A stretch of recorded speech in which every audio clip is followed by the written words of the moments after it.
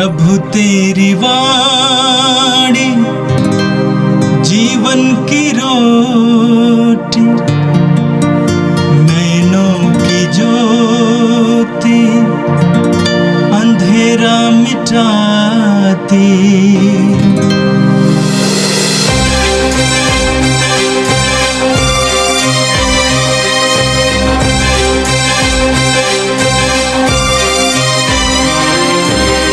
प्रभु तेरी वाणी जीवन की रोटी, नैनों की ज्योति अंधेरा मिटाती।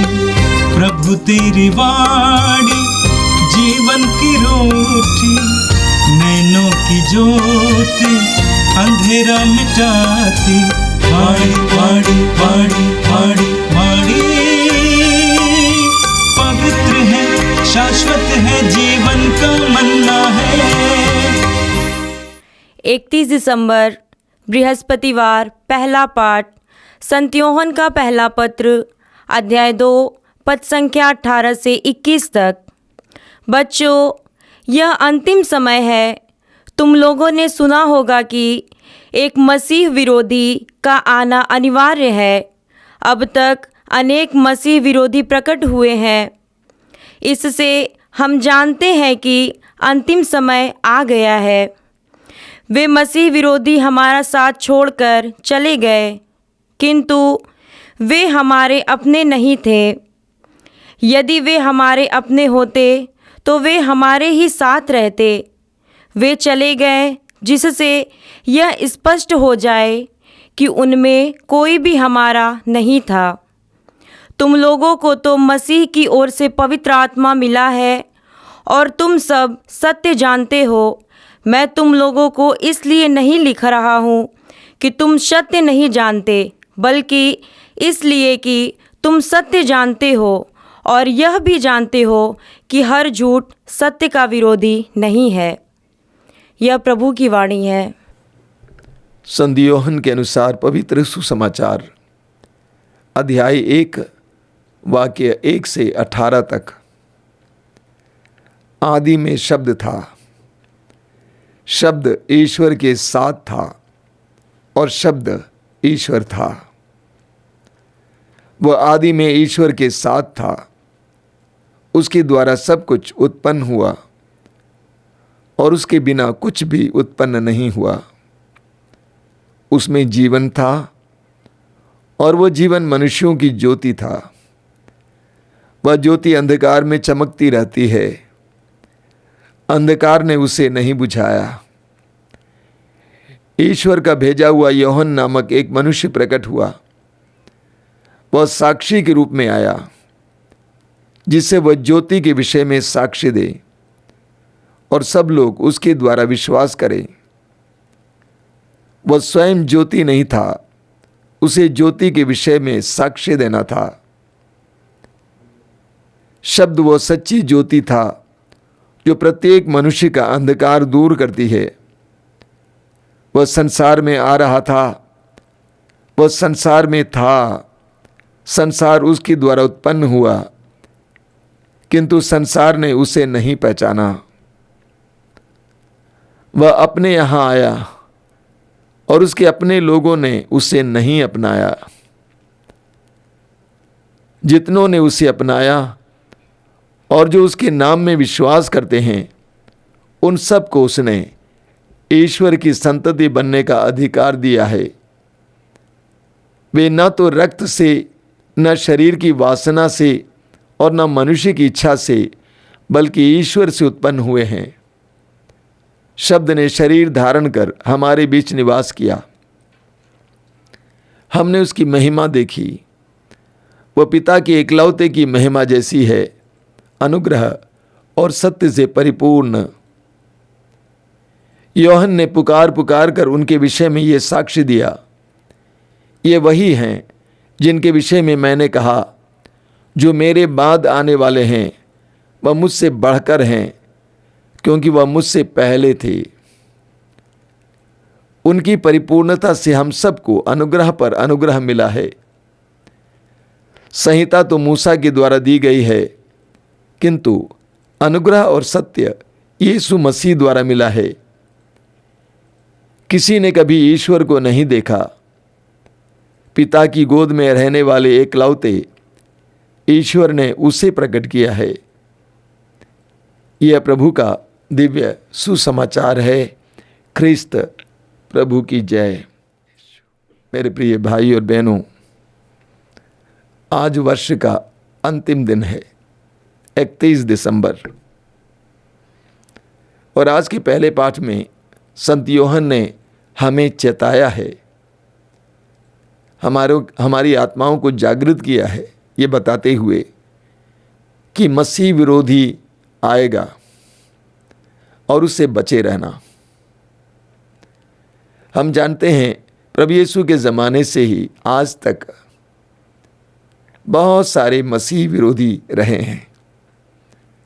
आज भी हजारों लोग मसीह विरोधी हैं, मसीह का विरोध करते हैं, मसीहियों का विरोध करते हैं। संत योहन अपने शिष्यों को याद दिलाते हैं, घबराना नहीं है, बच के रहना है। और आज के सुसमाचार में हमने संत योहन के सुसमाचार से प्रभु यीशु के उद्भव के बारे में, आगमन के बारे में सुना। योहन शुरू करते हैं, आदि में शब्द था, शब्द ईश्वर के साथ था और शब्द ईश्वर था। वह आदि में ईश्वर के साथ था, उसके द्वारा सब कुछ उत्पन्न हुआ और उसके बिना कुछ भी उत्पन्न नहीं हुआ। परमेश्वर ने कहा और हुआ। परमेश्वर का बोला हुआ वो वचन, उसमें सामर्थ्य है, शक्ति है। उत्पत्ति ग्रंथ में हम पढ़ते हैं कि ईश्वर ने सारी सृष्टि की रचना की। कैसे? कहने से। ईश्वर ने कहा प्रकाश हो जाए, प्रकाश हुआ। ईश्वर ने कहा जल और थल अलग हो जाएं, ऐसा ही हुआ। ईश्वर ने कहा रात और दिन को अलग करने के लिए तारे हों, ऐसा ही हुआ।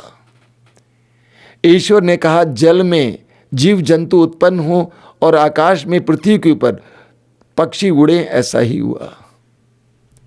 ईश्वर ने कहा कि धरती हरियाली से ढक जाए, ऐसा ही हुआ। ईश्वर जैसे कहता है वैसे होता है। ईश्वर के वचन में सामर्थ्य है, जीवन है। आप पढ़ेंगे इस्यास नबी के ग्रंथ के अध्याय 45 उसके वाक्य 23 में प्रभु कहते हैं, मेरे मुख से निकलने वाला शब्द सच्चा और अपरिवर्तनीय है। प्रभु कहते हैं मेरे मुख से निकलने वाला शब्द सच्चा और अपरिवर्तनीय है। विधि विवरण ग्रंथ के अध्याय 32 में आप पढ़ेंगे वाक्य 47 में कि प्रभु कहते हैं ये तुम्हारे लिए जीवन है। प्रभु जैसे कहते हैं वैसे होता है। एजेकियल नबी के ग्रंथ के अध्याय 12 उसके वाक्य 25 में आप पढ़ेंगे, प्रभु कहते हैं जैसे मैं कहूँगा वैसे मैं करूँगा। तो प्रभु जैसे कहते हैं वैसे होता है। ऐसा क्यों? क्योंकि प्रभु के वचन में सामर्थ्य है, जीवन है। इस्यास नबी अध्याय 55 वाक्य 11 में प्रभु कहते हैं मेरे मुख से निकलने वाले शब्द बिना अपना उद्देश्य पूरा किए मेरे पास नहीं लौटते हैं। ईश्वर के मुंह से निकलने वाला वचन बिना अपना उद्देश्य पूरा किए ईश्वर के पास वापस नहीं लौटता है। और उसका उद्देश्य क्या है? हमें जीवन प्रदान करना, क्योंकि ईश्वर के वचन में जीवन है। आप पढ़ेंगे इब्रानियों के पत्र के अध्याय 4 उसके वाक्य 12 में पौलुस कहते हैं कि प्रभु की वाणी में जीवन है। वहाँ पौलुस कहते हैं कि वो जीवित है, सशक्त है और दुधारी तलवार से भी तेज है। प्रभु के वचन में जीवन है। योहन कहते हैं उसमें जीवन था। प्रभु के वचन में ज्योति है। प्रभु का वचन हमें ज्योति प्रदान करता है। स्तोत्र ग्रंथ में आप पढ़ेंगे स्तोत्र 119 वाक्य 105 में कि प्रभु तेरी वाणी मेरे लिए ज्योति है, मेरे आंखों के लिए ज्योति है और मेरे पथ के लिए दीपक है। तेरी वाणी मेरी आंखों के लिए ज्योति है और मेरे पथ के लिए दीपक के समान है। मेरी आंखों को ज्योति प्रदान करने वाली तेरी वाणी, मेरे पथ को आलोकित करने वाली तेरी वाणी। आपको याद होगा लूकस के सुसमाचार के अध्याय 24 में हम पढ़ते हैं, प्रभु यीशु के 2 शिष्य प्रभु की मृत्यु के बाद यरूशलेम से एमाउस जाते हैं। मार्ग में पुनर्जीवित यीशु उनके साथ हो लेते हैं, उनको वचन समझाते हैं। अंत में वे यीशु को पहचानने के बाद क्या बोले? जब मार्ग में प्रभु यीशु अपने वचनों को समझा रहे थे, नबियों के वचनों को समझा रहे थे, तो हमारा हृदय कैसे देदीप्यमान हो रहा था। प्रभु के वचन में ज्योति है, प्रकाश है।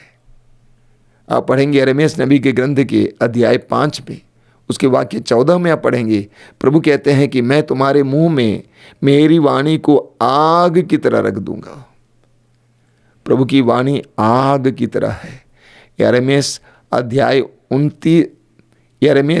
23 वाक्य 29 में आप पढ़ेंगे, प्रभु कहते हैं क्या मेरी वाणी आग की तरह नहीं है।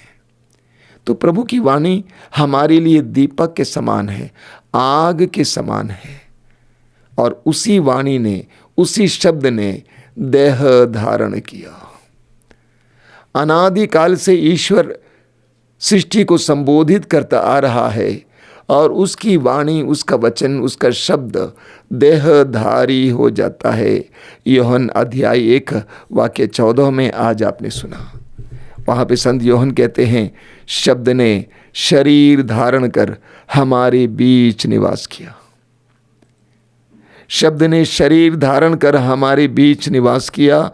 हमने उसकी महिमा देखी, वह पिता के एकलौते की महिमा जैसी है। उस अनादि शब्द ने देह धारण किया।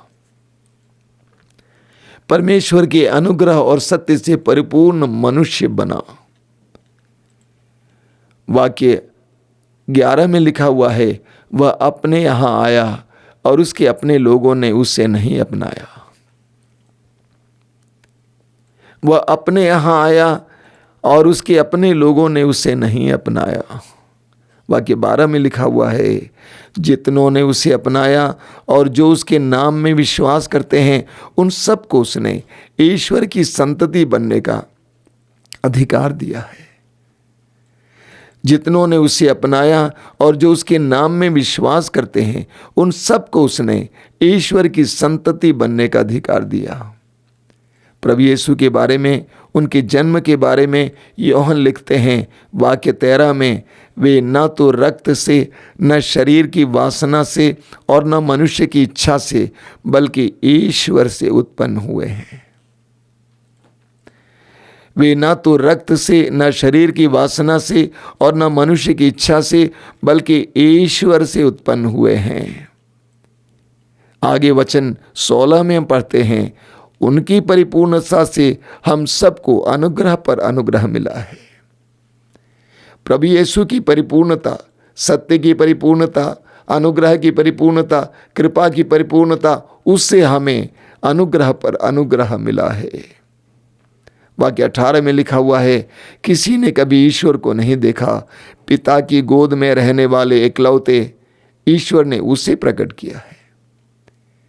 ईश्वर को किसी ने नहीं देखा, लेकिन प्रभु यीशु जो पिता के गोद में रहता है, उसी ने ईश्वर को देखा है और उसी ने ईश्वर को हम पर प्रकट किया है। मेरे प्रिय भाई और बहनों, आज उस अनादि वचन के बारे में हमें सुनाया गया। परमेश्वर का वचन जो क्रियाशील है, जीवित है। परमेश्वर का वचन जो प्रभु यीशु में शरीर बना है और उसी वचन के द्वारा हमें जीवन प्राप्त होता है। प्रभु यीशु ने कहा, स्वर्ग से उतरी हुई जीवंत रोटी मैं हूँ। प्रभु यीशु ने कहा, जो मेरे पास आता उसे कभी भूख नहीं लगेगी और जो मुझ पर विश्वास करता उसे कभी प्यास नहीं लगेगी। परमेश्वर का वचन हमारे लिए हमारे पास उतर आया, मनुष्य के रूप में उतर आया, ताकि हम उसको ग्रहण करें, उसे अपनाएं और अपने जीवन में अनुग्रह पर अनुग्रह का अनुभव करें। इस क्रिसमस के काल में हम प्रभु यीशु को अपनाएं, अपने हृदय में ग्रहण करें, ये विश्वास करें कि वो अनादि शब्द है जो देहधारी बना है, हमारे बीच में निवास किया, महिमा और सत्य से परिपूर्ण। आज भी वो हमारे लिए महिमा और सत्य का स्रोत बना हुआ है। आइए हम प्रार्थना करें। प्रभु यीशु, धन्यवाद देते हैं इस पवित्र दिन के लिए, तेरे अनुग्रहों के लिए धन्यवाद देते हैं, संपूर्ण बीते वर्ष के लिए धन्यवाद देते हैं, तेरे सभी उपकारों के लिए धन्यवाद देते हैं, तेरे सब वरदानों के लिए धन्यवाद देते हैं यीशु। प्रभु यीशु, हमारे जीवन में बीते वर्ष में कई प्रकार की पीड़ाएं हुई, उन सारी पीड़ाओं के लिए धन्यवाद देते हैं। इस समय प्रभु इन वचनों को सुनने वाले एक एक भाई बहनों को तेरे हाथ में समर्पित करते हैं। प्रभु, उन पर दया करना, उनके काम काज पर अनुग्रह बरसाना, वे जहाँ कहीं भी जाएं उनको अनुग्रह देना, वे जहाँ कहीं भी जाएं उनको सुरक्षा प्रदान करना, संरक्षण देना यीशु। उनके हर काम पर तेरी आशीष हो, उनके काम काज पर तेरी आशीष हो, उनके व्यवसाय पर तेरी आशीष हो, उनके धंधों पर तेरी आशीष हो, उनके बच्चों पर तेरी आशीष हो। उनको आज तेरी आशीषों से ढक देना यीशु। अंधकार की शक्तियों और दुष्ट आत्माओं से बचा के रखना यीशु। शैतान के हर प्रपंच से बचा के रखना यीशु। हम ये प्रार्थना करते हैं हमारे प्रभु क्रिस्त के द्वारा, आमीन। प्रभु तेरी वाणी जीवन की रोटी, नैनों की ज्योति अंधेरा मिटाती। वाणी वाणी वाणी